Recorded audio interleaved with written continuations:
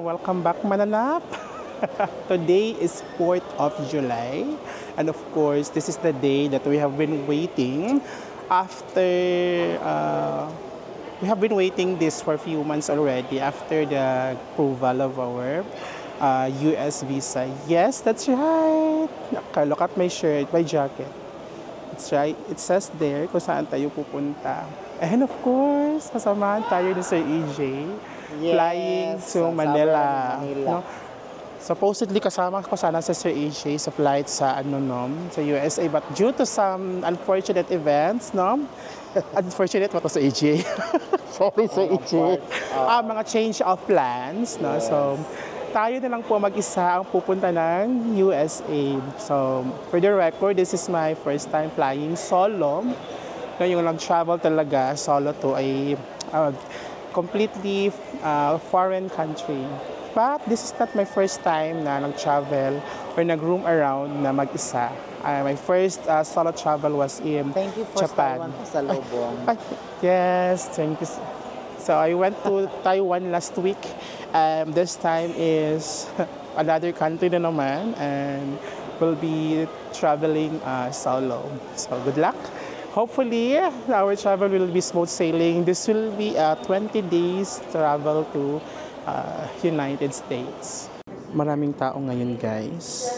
Kahit na madaling araw. Of course, alam na natin yung mga type of travelers this.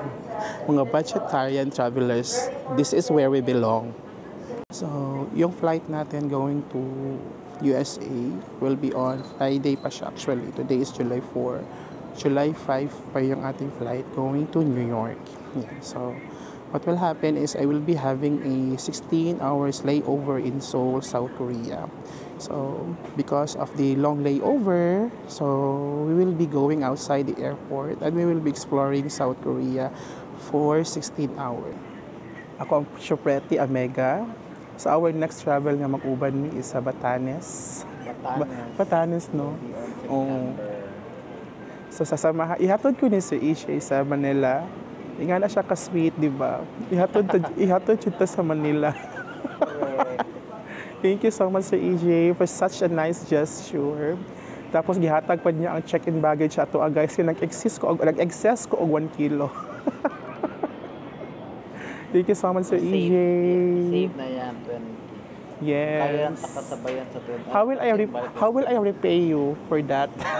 We will be flying with Bulgaria Air, guys. This will be my first time flying with Bulgaria Air.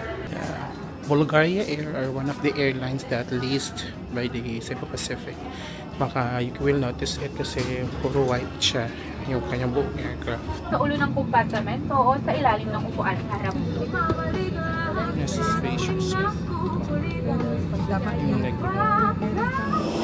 Welcome to Manila.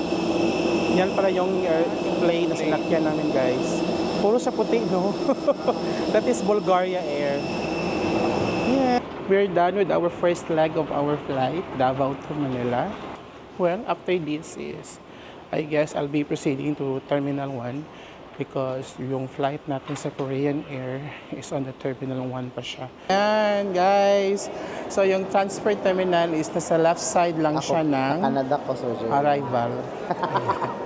So I think this is the part that Sir EJ will be goodbye. He'll be going to US and I'll be going to Toronto, Canada. Soon. No? Yeah.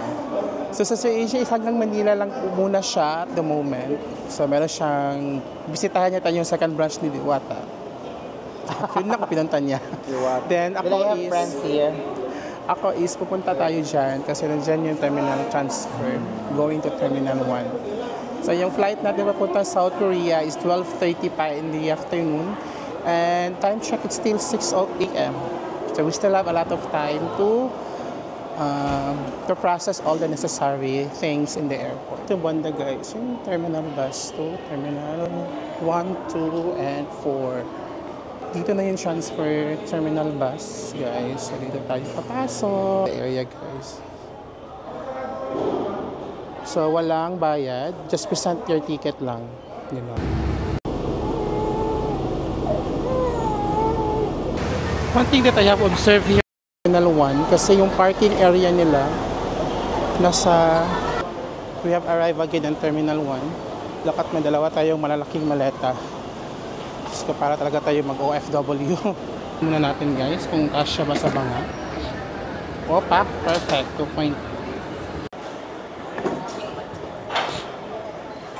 Oy, 22.3. Perfect. So, right now is, I think we will be paying first the travel tax. So, tayo nakabayad ng 1,620 for the travel tax. So, yung ating flight is 12:30 pa in the afternoon. So, time check is still 7 a.m. So, the counter will open at 9 a.m. pa siya. Ang haba ng pila sa check-in counter, guys. Hindi pa nag-open. 3 hours left na lang before the flight. Tapos marami pang tao sa immigration. Guys, so after 1 hour, all more than an hour of pumila tayo sa check-in counter, finally is we already got our boarding pass. So yung ating boarding pass is direct na to the New York. But since we have a very long layover in South Korea, so yung isang luggage ko is kukunin ko siya sa South Korea kasi andoon yung iba kong damit.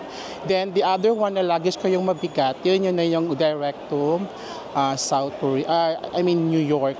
So, hinanapan nila ako ng visa guys sa South Korea kasi yung isang luggage ko is kukunin ko siya sa Korea. Sasabi niya is baka lalabas na ako ng airport. So yun, sinabi ko na may visa ako. So ayun, pinakita ko sa kanila at then they allowed me to pick up one of my luggage in South Korea. So pasok na tayo ng immigration, oh my gosh. No? So medyo madami-dami yung tao sa immigration compared nung nag-immigration tayo sa Taiwan. Ayan guys, nagmamadali ako kasi after ng security check is nag-boarding na agad sa plane. So oh my gosh. So boarding na agad tayo at gate number 5. So, yung mga naging tanong lang sa IO guys is, I was asked kung ano yung purpose ng visit sa United States. So, I answered him na mag-vacation lang. Babae pala yun. I answered her na mag-vacation. Tapos, tinanong lang kung kailan yung balik ko. Then, sabi ko is, on the 23rd of July. Then, yung last question niya is ano yung work ko. So I told her na government employee. So this time hinanap yung aking ATT. So buti na nakaredy tayo. Then binigay ko sa kanya din tatak na agad. So right now is we're now going to gate number 5. So supposedly is magla-lounge tayo. Kaso lang wala na tayong time kasi grabe ang haba ng pila kanina sa check-in counter. So proceed na lang agad tayo sa gate kasi boarding time na. We are now already boarding. Ayan yung aircraft natin. Jumbo siya guys. It's a Boeing aircraft. It's a Boeing. So it will be my first time flying in a Boeing aircraft. Ayan na po. Boarding na po.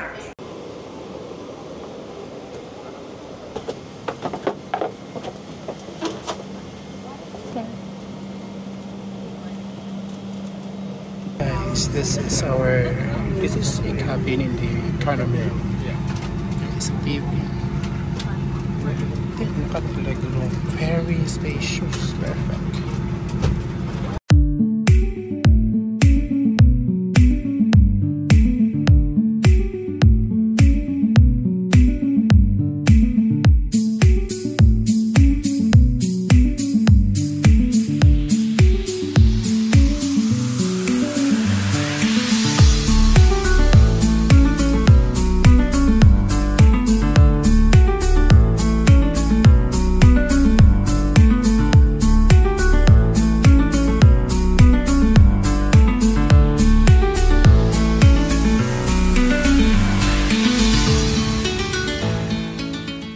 Welcome to South Korea, Incheon. That's the plane, guys. No, that's the plane that we have used from our Manila to Incheon flight. That is B77300. So far, the best meal service that I had in a plane is in Korean Air. I flew with Cathay Pacific, but grabe, iba yung meal service ng Korean Air. So right now is yung transfer natin kasi sana hopefully is dito kung wala tayong visa. So may visa naman tayo. Tsaka yung isa nating na luggage is kukunin natin doon sa carousel. So we will be exiting the airport. Yan. And magki-clearance tayo sa immigration. Kailan silang declaration form dito, guys. Health declaration form. So we need to fill this out. Natin makapag-fill up dito, guys. Kanilang health declaration is talabas na tayo dyan. Exited the immigration, guys. So yung requirement lang paglabas is, of course, your visa. Hinanapan talaga tayo ng visa, guys. No? Kahit na meron tayong onward flight going to the United States. Kasi yung parang program nila, hindi ko makita kasi yun. Saka yung sabi na malapit to sa immigration, wala akong nakitang any tawag dito, area doon na may ganun klase na offer na transit program. So what happened, buti na lang talaga at kumuha talaga ako ng Korean visa. Yeah. Kasi sinadya ko talaga na yung trip ko here sa USA is mahaba yung layover sa Korea para meron pa naman tayong time to explore the downtown Seoul before our flight connecting tomorrow papuntang New York. So same airline pa rin, that is Korean Air. After passing the custom is arrival area na agad. So yung first thing natin na gagawin is mag-withdraw. Saka tayo sasakay ng Airport Railroad Express. Yung railroad nila, guys, ay nandito sa baba. Nasa baba. So pababa tayo para sa ating RX, which is na-book na natin siya sa Klook. Dito sa basement, guys, may mga signage na kayo makikita kung saan yung bus at saka sa railroad. So dito na tayo sa railroad. Ikukunin muna natin yung yung ticket natin for the train galing sa Klook. Guys, napaka-efficient. So yung dito ako nagpunta sa ticketing machine nila, non-stop 51 minutes Incheon to Seoul na RX. Tapos click lang ng English. Tapos pili ka ng time. Tapos pag nakakuha ka na ng time is may lalabas sa ticket. Ito na. So ito na yung ticket na gagamitin natin pag boarding sa train. Very efficient. Guys, so makaka-enter na pala tayo sa train 30 minutes before the departure time. Since 6 p.m. pa, then ang our departure time is 6:45. So the gate will open at 6:15. My second time here in Seoul, Korea. My first visit here was last 2018 with Jessie and Ryan. So we spent 9 days that time. Nag 9 days kami sa dito. So ngayon is layover lang tayo. So mayroon tayong 16 hours na layover because our next flight will be 10 a.m. by tomorrow. So yung magagawa lang talaga natin for this layover is food tripping lang tayo sa Myeongdong. Since yung hotel natin is also malapit lang naman din sa Myeongdong. Ganito lang siya, guys, yung train tracks. Oh, ayan. So hihintayin natin dito yung train. Tapos pupunta pa yata siya ng Terminal 1 saka pupunta ng Seoul. Ayan, nasa train na tayo, guys. Nag-arrive siya early. Stand 6:30. So 15 minutes na lang mag-depart na siya. So nasa seat 218 talaga tayo. Ang window side. This is what the airport railroad looks like. Non-stop train. Tapos dyan yung mga luggage sa harap. Napaka-reliable, guys. It departed on time. Guys, exactly 52 minutes we have arrived in Seoul Station. So from here sa Seoul Station is we need to ride one train going to Myeongdong. Kasi nandoon yung ating hotel. Guys, dyan ako nakapag-withdraw sa Worry Bank. Nasa second floor siya ng Seoul Station. Yung binabaan natin sa airport kanina, I mean sa train, is nasa level B3 siya. So pinakailalim talaga siya. So umakyat ba ako ng second floor para makapag-withdraw dito sa Worry Bank. Ako ng 30,000 Korean won. Mga nasa 1,800 yata siya. Yata siya for the Philippine peso. So right now is we'll be going to the line 1 kasi pupunta tayo ng Myeongdong. Okay, so nasa subway na tayo papunta ng Myeongdong. Sa line 1 siya. So sa labas pa talaga siya ng Seoul Station, guys. Kuha na tayo ng single entry ticket. So meron din pala rin siyang card, guys. So yung fare dito is para lang talaga sa single entry.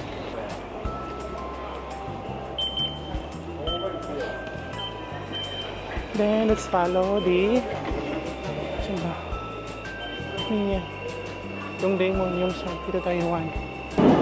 As far as I observe, mas complicated konti ng subway yung Korea kasi sa Taiwan. Look at that, guys. So yung railroad map nila, very complicated. So mawawala ka talaga pag hindi mo makabisado. So exit 2, 3, 4, it's either way yata. Sige, dito tayo sa kabila. Walang escalator.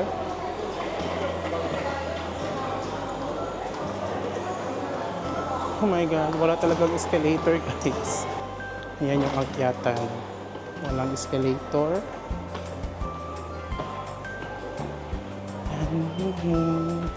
May dala pa tayong luggage.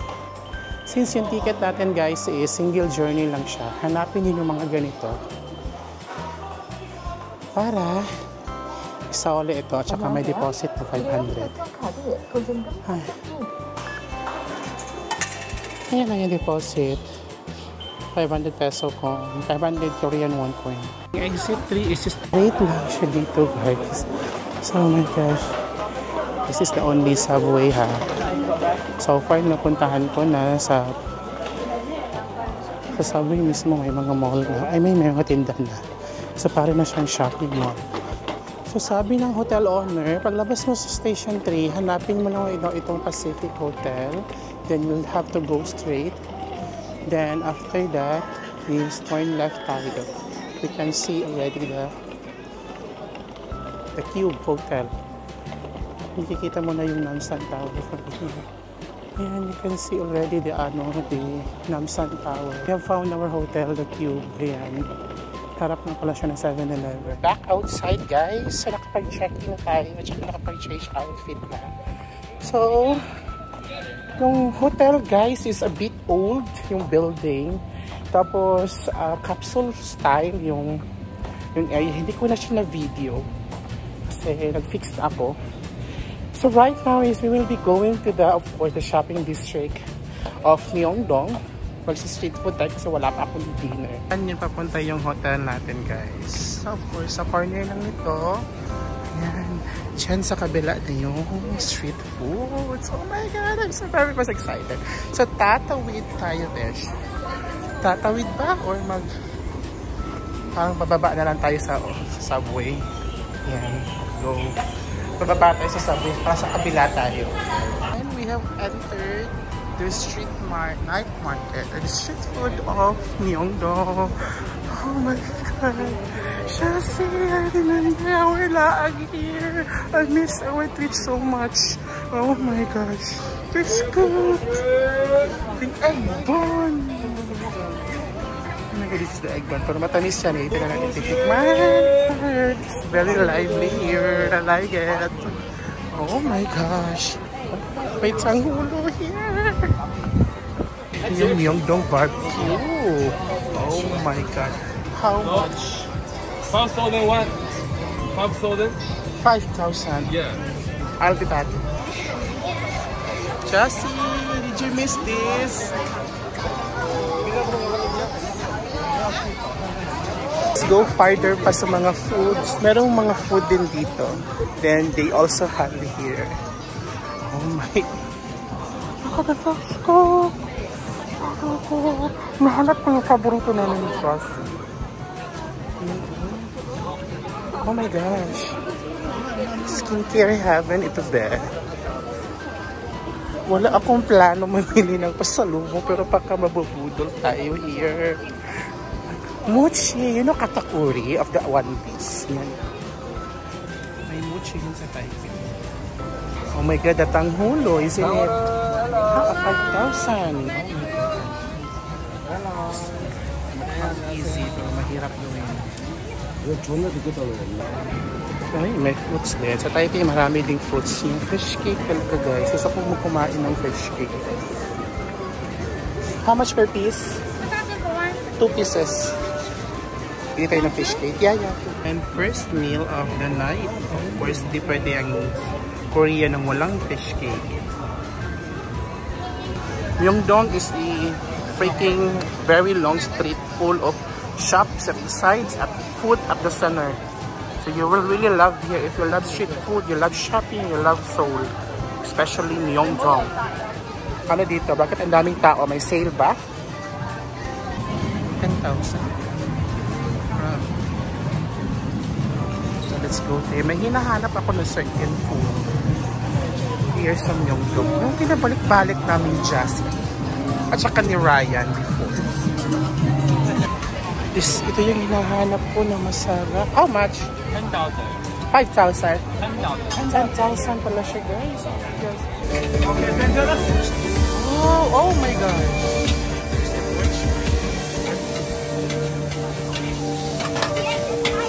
May showmanship si Kuya. Ba't yung dito may mga marketing? Ganda talaga yun for sure. 2,000. May ABC Mart din pala dito sa Myeongdong guys. Still, there's still a lot of foods pa rin every corner of the street. Color. Food haven talaga si Myeongdong. Karo na paggabi. Guys, may New Balance din dito sa Myeongdong. I have checked the price. Mas mura. My God, lakas na ko lang. We are inside of the New Balance. Kasi biglang umulan guys. Ang lakas. Kung hindi natin natikman sa ating first visit na sabi ni Jassy, masarap na. So titikman natin ito. Ang ulan na naman. Pasiri naman ako kasi maulan. Guys, so inuulan na tayo dito sa Seoul. So we will be heading back to the hotel now. Kasi I will be taking a rest because I still have a long flight tomorrow. Oh my gosh. And then I will still be early tomorrow para sa flight natin papuntang New York. I guess dito na muna mag-i-end yung ating layover vlog in South Korea. Let's see again sa ating second video. So probably sa New York na tayo.